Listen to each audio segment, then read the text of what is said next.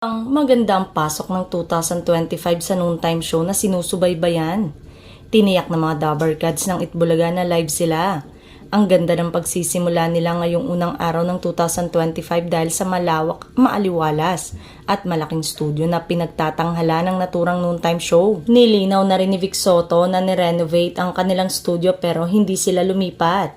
Tiyak na excited rin ang It's Showtime sa pagpasok ng 2025 kung saan patuloy pa rin silang mapapanood sa GMA 7. Tinanong si Attorney Annette Gozon Valdez noong gabi ng parangal ng Metro Manila Film Festival kung nagkapirmahan na sila ng renewal. Ngayong buwan daw ng January 2025 ang contract signing para ma-announce na rin ang pananatili ng It's Showtime sa Kapuso Network.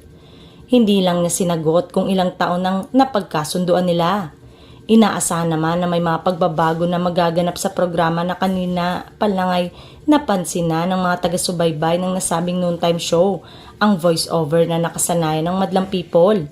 Malalaman din sa mga susunod na araw kung may madadagdag na host sa noontime show na parte ng kanilang bagong kontrata.